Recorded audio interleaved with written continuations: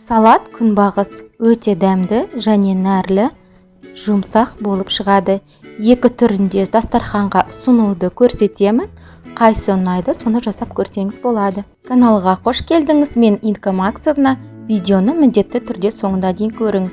Бізге керек өнімдер: суға піскен тауық еті, жұмыртқа, ірімшік, балғын шампиньон, шемішке дәмдері және осындай жапырақ чипсылар керек болады. Керек өнімдерді видеоның астында толық жазып кетемін. Каналға тіркеліп, қоңыраушаны басып қойыңыз, жаңа видеоларды жіберіп алмаңыз. Ең алдымен суға піскен тауық етін осылай ұсақтап, төртбүштеп турап аламыз. Оны екі ыдысқа бөлеміз. Біріншісін тәрелкеге әсемдеп саламыз, екіншісін алып қоямыз. Және шампиньондарды тураймыз ұсақтап. Қызып тұрған құрғақ табаға қуырамыз. Сол кезде оның шырыны шығып, ол кебеді. Тұз саламыз дәміне қарай. Суы тартылғаннан кейін өсімдік майын құйып, 3 минуттай қуырып аламыз. Бұл салатқа майонез керек болады. Майонезді осындай арнайы кондитерлік мешокқа салып, ұшын кішкене тесіп аласыз да, тауықтың бетінен осылай құйып шықсаңыз болады. Өте ыңғайлы әдіс. Одан кейін қуырылған шампиньондардың жартысын салып, бетіне тегістеп шығамыз. Оның да бетіне майонезді осылай әдіспен құйып шығамыз. Қалған шампиньондарды алып қаламыз. Суға піскен жұмыртқалардың барлығын үгіштен ұсақтап өткіземіз. Келесі қабат жұмыртқаны бетіне жақсылап саламыз да, тегістеп шығамыз. Оның формасын келтіріп, тәрелкені осындай қасықпен реттеп алсаңыз болады. Бетіне майонезді сетка жасаймыз, қалыңдау қылып жағыңыз, және қалған жұмыртқаны тағы да алып қаламыз. Қатты ірімшік аламыз. Егерде ол жұмсақ болса, 20 минутта тоңазытқышта ұстап, осындай ұсақ үгіштен өткізіп аламыз. Енді жұмыртқамыздың үстінен ірімшігімізді осылай әсемдеп жайып шығамыз.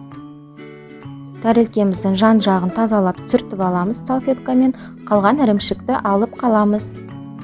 Күнбағыс салаты деп аталғаннан менен шемішкенің дәндерін салаттың бетіне осылай әсемдеп сеуіп шығамыз. Ол қытырлақ дәм береді. Және жапырақ чипсыларымызды алып, жан жағынан күнбағыстардың жапырақтарын жасап әсемдеп шығамыз.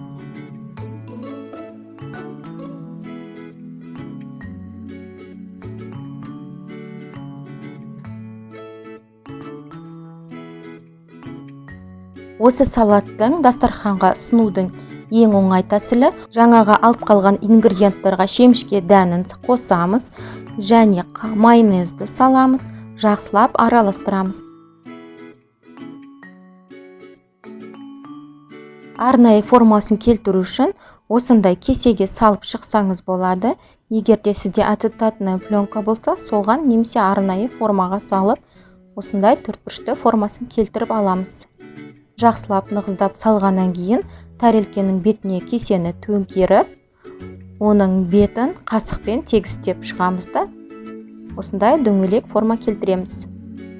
Енді қалған чипсы жапырақтарына майонезді жағып, біздің салаттың жан жағына осылай жабылып тұрған күнбағыстың бейнесін келтіреміз. Өте әсем болып көрінеді, дастарханның сәнін келтіреді. Егерде менің видеом ұнаса, міндетті түрде каналға тіркеліп, пікіріңізді қалдырып кетіңіз. Бұл мен үшін өте маңызды. Енді салаттың дәмі кіру үшін кемінде 20 минут тоңазытқышта ұстаңыз, содан кейін дастарханға ұсынсаңыз болады. Сіздің жаңа жылдық дастарханыңыздың сәнін келтіріп тұратын өте ерекше және әдемі күнбағыс салатымыз дайын. Видеоны соңына дейін көргендеріңізге рахмет. Сіздермен бірге болған Инка Максовна.